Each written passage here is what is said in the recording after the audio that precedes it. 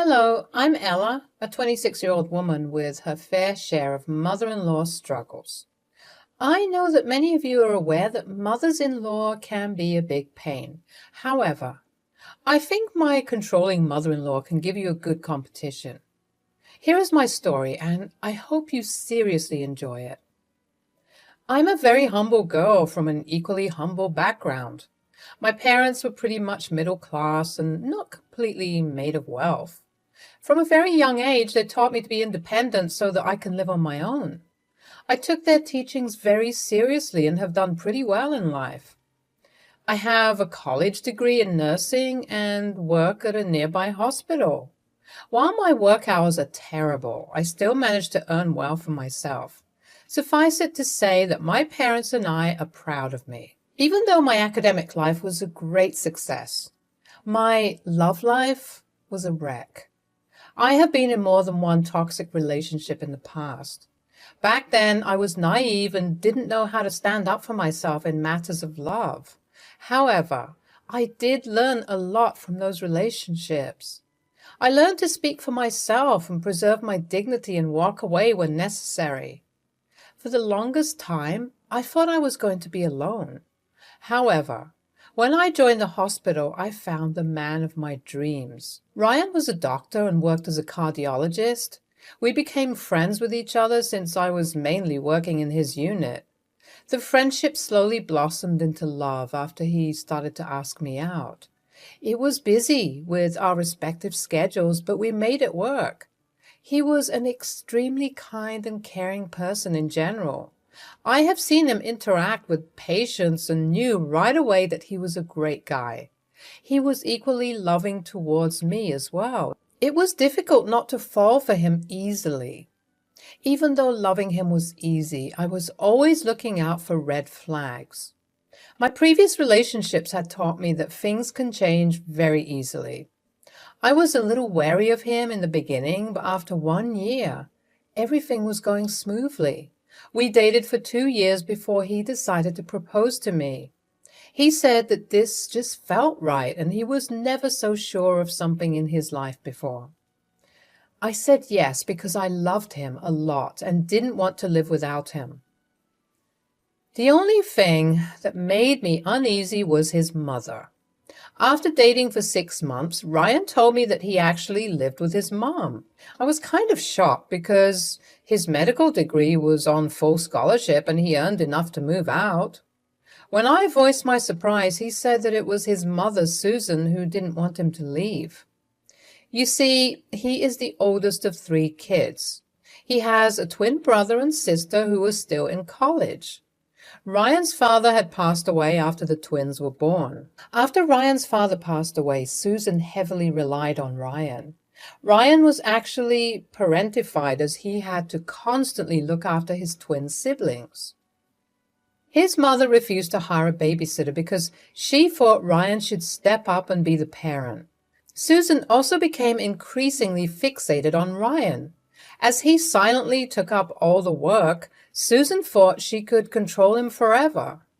It's like Ryan became a replacement for her husband. Both Eddie and Olivia told me that Susan hated it when Ryan didn't listen to her demands. She also manipulated Ryan into breaking up with his girlfriend because she thought they were taking him away. When Ryan decided to move out after college, Susan threw a fit and blackmailed him into staying. She cried for days and told him awful things. Ryan felt guilty for abandoning his mother, so he stayed behind. After getting the job, Susan took 60% of his money for rent and other needs. She never really gave him a rundown of what the expenses were like. No, Susan just straight up demanded the money when she was told about his salary. She left her job and mostly relies on Ryan's income to get by. Ryan's siblings do not have a very good relationship with her either. Since she was barely around them, they kind of looked up to Ryan as their parent. I have already met and developed a deep friendship with them. Susan was not willing to meet me the entire time we dated. She just kept telling Ryan that he's moving too fast and should consider other options. He tried to tell her that we are serious, but she never listened. When we finally got engaged, she decided to meet me in person. She invited me over to her house one day. Readers, I cannot tell you how shocked I was when I went. The house itself is very good and looks quite homely. However, I got to know that Susan rarely helps in the upkeep of the house. She makes Ryan do all the dishes and the cooking after he returns from his shift. When Ryan says he's too tired, she cries and tells him how she was depressed and didn't want to do the chores. The twins helped a lot with the house chores when they were at home. After they moved, Susan refused to work their part. She simply quit her job and expected to be treated as a queen. I was slowly starting to understand why Ryan was always tired and looked like he barely slept. He was taking care of the house and cooking for his family after work. With his crazy hours, you can imagine how taxing that would be. Susan was quite a rude and mean lady as far as I understood her. She made fun of me for being a nurse and told me they are second class to doctors. Then she made some mean jokes about how I must have seduced Ryan to elevate my status. Ryan looked shocked by her words and tried to defend me. However, Susan refused to apologize for anything. The entire dynamic between Susan and Ryan was very weird. It's like Susan expected him to take care of her completely. She never even got up to help. I felt so bad for Ryan that I decided to help him cook. He honestly looked like he appreciated my help. When we sat down for our meal, Susan kept making faces looking at the food. She said, "Ryan, what the hell did you make? This looks like trash. Where did you get this horrible recipe?" "Mom, actually Ella made that for you. She wanted to help me out and made her favorite dish for you." "I'm sure you'll like it, Susan. It's an old recipe from my grandmother. Why don't you have a taste?" "I don't eat trash like this, honey. I have superior taste than this. What is this dish even?" "It's a pasta dish, Susan. Just some tomatoes, herbs, and cheese." You put tomatoes in that pasta? No wonder it looks like shit. I freaking hate tomatoes." "Mom, what are you saying? You eat tomatoes all the time." "I do eat them when they don't look so horrendous. Like I said, Ella, I have superior taste. Just looking at this has killed my appetite. I guess I'll just starve today." "No, Mom, it's okay. I'll make you something else." With that, Ryan disappeared in the kitchen without eating the food. I know it's been a while since he ate anything, so I felt awful for him. I quietly waited for him to come back so that we could eat together. Susan had absolutely no problem in opening up a packet of chips and munching on them. I was so angry that I decided not to open my mouth anymore. When Ryan returned with some roasted chicken, Susan only ate 2 bites. After that, she rose and simply dumped the chicken in the trash, saying that she was full from the chips.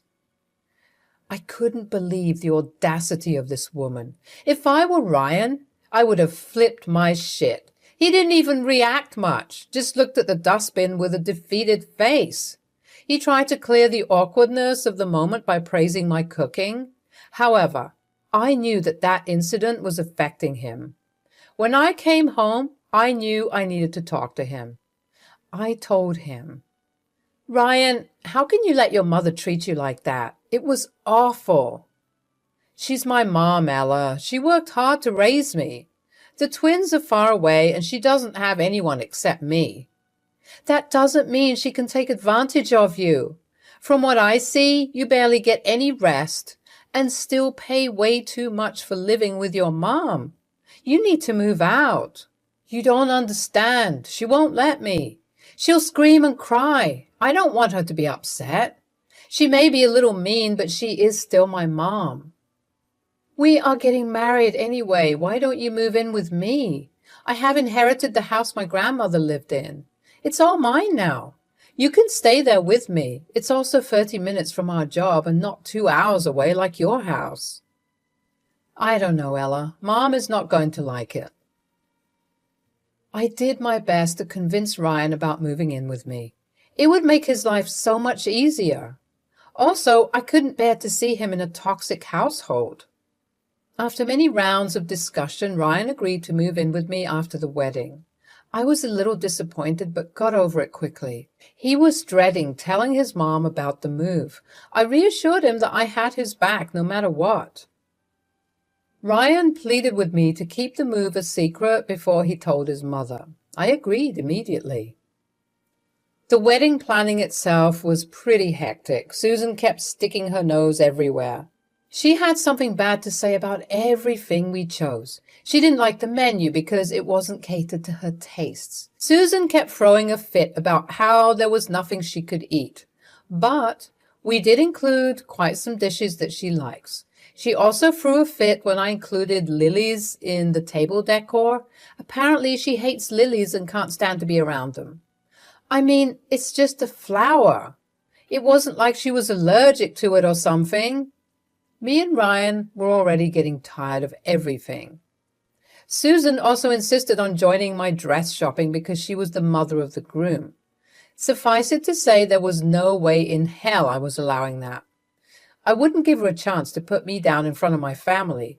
Ryan said that he and his mother had a bad argument about this. However, he stood up for me and made sure she wouldn't show up at the appointment. It was also this day when he informed Susan about the move. Ryan said that she was suspiciously calm about the entire thing. This unusual behavior of hers threw me off completely. I was genuinely surprised that she let him go so easily. Everything became clear when Eddie and Olivia visited us during their semester break. They said, "We heard Ryan is moving in with you. Mom called me to tell me about it." Yes, we agreed it was the better option for us. It is close to our work and fully paid off, so there'll be no need for rent. And it is also Susan free, which is what Ryan needs right now. It's about time he detaches himself from Mom. He can't live like this forever. That's an extra bonus, actually. He is already losing way too much money by staying with her. I don't see myself living with his mom after getting married. That would be weird when I own a house. I am surprised Ryan even agreed to this move. He doesn't like confronting Mom at all. No wonder he always took up responsibilities that were supposed to be hers. Watch out, though. Mom told me some really weird stuff about moving in with you guys. She didn't tell me much, but I know that she's planning something. On the day of the wedding, Susan wore a white cocktail dress. I was shocked to see her because she said she would wear a blue gown. When I asked her about it, she said, "Oh, Ella, the blue dress looked so ugly on me, I decided to change. You know how I love to look my best. This white is complimenting me so well. I already feel like a star." Susan, you know I told everyone not to wear white at the wedding. It's supposed to be my color today. I tried to tell her that. She just wouldn't listen. Sorry, Ella. Oh, hush now. I'm the mother of the groom. This is my day, too. We have to get along well now that Ryan is moving in with me. What do you mean, Susan? You will find out soon, my dear. The way Susan talked to me and smirked at me made me uneasy. My MOH was so mad that she was planning to drop wine on her dress. However, I told her to leave Susan alone. I was adamant I wouldn't let it ruin my wedding. The ceremony and reception were also surprisingly calm. We had a blast and couldn't wait to be on our way to our honeymoon. However, Susan's words kept coming back to me the entire time. After coming back from our honeymoon, we settled into my home, which quickly became our safe place. That peace lasted for only a week. One day when I was on leave, the doorbell went off. I walked to the door thinking of nothing. When I opened it, Susan was smiling at me. Behind her were 4 suitcases that looked pretty full. Before I could react, Susan shoved me aside and walked inside. She told me to bring along her suitcases when I was done being lazy. Still in a daze, I dragged her heavy suitcases inside. I found her comfortably sitting on my couch with her tote bag. When I went to her, she simply handed me a bundle of papers from her tote. And I said, "What is this, Susan?" "Well, it's the new house rules. I compiled it to make things easier for you. God knows how slow you are with these things." "What are you talking about? You were not making any sense." "Don't be stupid, Ella. Ryan moved in here last week, so I decided to empty my house and come along. We are a package deal, you know. The house is not to my taste, but we will rectify that soon." "Excuse me? Who the hell told you that you can stay here?"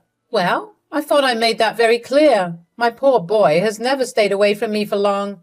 He needs his mother in the house.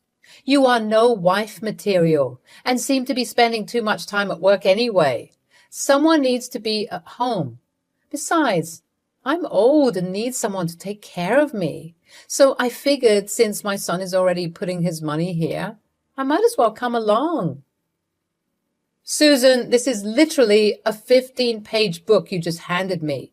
You expect me to be okay with you moving in and also cater to your needs?" "Yes. Ryan's house is my house too. And in my house, people do as I say." "Well, give me a minute. I'll be right back." With that, I walked inside and went to my study desk. I brought out a loose sheet and wrote something. I also sent a quick text to Ryan about the situation and proceeded to see Susan. I handed her the page and told her to read. She was shocked when she read the message. It simply said that it's my house and she needs to get out. It took Susan a second before she started screaming at me. She called me names, she threatened me with legal action and said that she deserved to live in her son's house. After being calm and collected for so long, I broke. I also started screaming at her and told her off. I told her that the house was solely mine and Ryan was not even on the deed. The house was a part of my inheritance and had nothing to do with her son's money. She just would not listen to me. I even threatened to call the cops to make her leave. However, she was not budging. Before I could call the police, Ryan showed up at the house. He was absolutely appalled by what Susan did and looked genuinely mortified. He said, "Mom, what did I tell you that you will be living with me? This is Ella's house. Only me and her are supposed to live here. Where did you get this awful idea of moving here?" "Well, since you're already paying her so much money, I thought I should make it worthwhile." "You have stopped sending me money. What am I supposed to do? This gold digger is already taking away my son. I won't let her take my money as well." "What the hell, Mom? I was simply paying you rent and utilities when I lived with you. You took way more money than you should have. I don't know why you expect me to still give you more than half of my paycheck. I'm still sending you an allowance. Isn't it enough?" "Don't be ridiculous, Ryan. It's barely enough to cover my needs. You know I maintain a particular standard. I can't live cheap like your wife." "By standards, you mean eating out every day and buying designer things? I'm not your cash cow, Susan. I'm married now. Because of you, I was barely able to fund the wedding. Ella and her mom paid a bigger share to make it happen. All these years, haven't I given you enough?" "Ryan, you are my eldest son. You're supposed to take care of me. Because of you, I didn't even consider marrying again." "Susan, Ryan is not your replacement husband. Stop making him become one. That's not happening again." The rest of the conversation involved way too many cuss words and name-calling. I must admit that the entire thing was bizarre. Ryan was trying his best to keep the situation under control. However, I could see that even he was done with her shit. After a lot of back and forth, Ryan also threatened to call the police. And that's when Susan backed down and tried to sway him by crying and screaming. We quickly called her sister Chloe so that she could come to fetch her. When Chloe arrived, Susan immediately sobered up a little. Well, let me just say, Chloe tore into Susan. She called Susan a spoiled princess among many others. Chloe is older than Susan and has observed what she did to her children.